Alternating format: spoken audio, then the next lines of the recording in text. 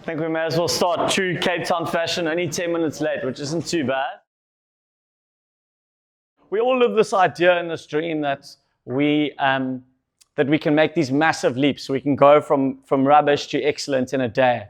Some YouTube motivational clips will have you believe that, but ultimately that's not true. How performance happens is it happens in small incremental shifts over time, which is what I call +1.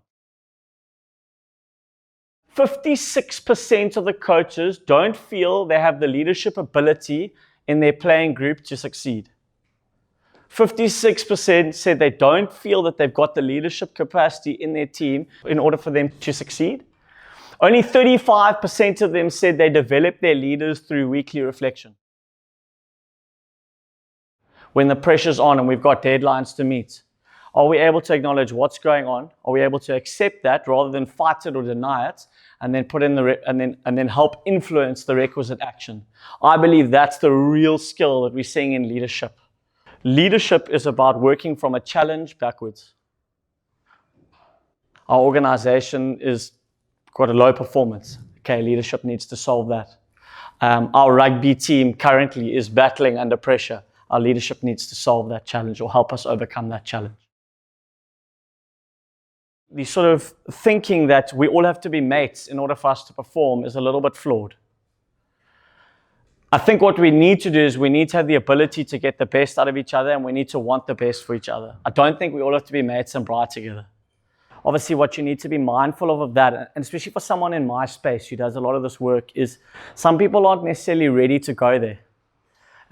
So I might say, we must empower everyone and do everything via democracy. Well, democracy is overrated, especially in the sporting world. Sometimes you've got to be a bit more warrior and bring a bit more warrior energy and say, this is how we're going to do things.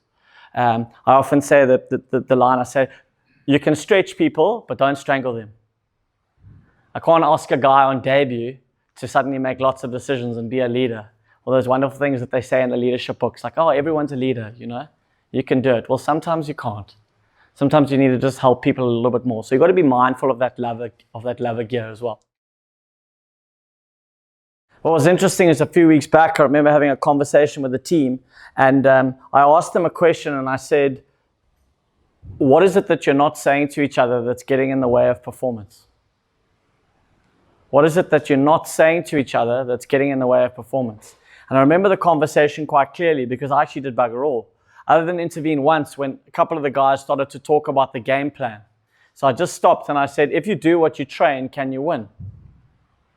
If you do what you train, can you win? And they said, absolutely. So I said, well, then stop talking about the game plan. And the conversation went and went and went. And it was an unbelievable opportunity for me to sit and watch some young men have a conversation with each other and almost redirect their team a little bit and create some freedom. What you'll find with the best sports teams or organizations is they keep things very simple. So it's what I call dominoes. So the key thing is to find what is your first domino. So if you think about dominoes in a line, you push one and they all fall over. What you want to do is you want to try and find, so what is our first domino?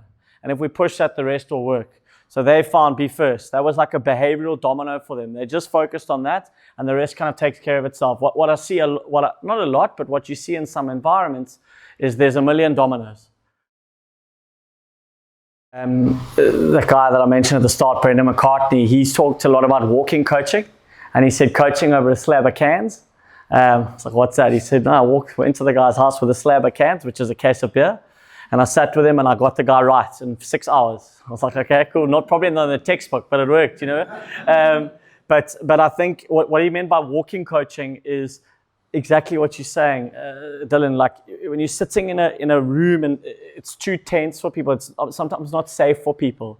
But just walk up to them and show a little bit of vulnerability and go, I'm worried that the way I'm talking to the team is actually not getting across at the moment. And just show that little bit of vulnerability. You might elicit feedback from them. Do you know what I mean? Rather than saying, okay, let's all sit down, guys, now give me feedback. You're not going to get much useful feedback. No, that's useful. Spot on. And that's that love the gear, being able to say, hang on, it's not all about me. Let me empower others. Cool. Thanks. Guys, thank you very much. Really appreciate you coming out. Thank you.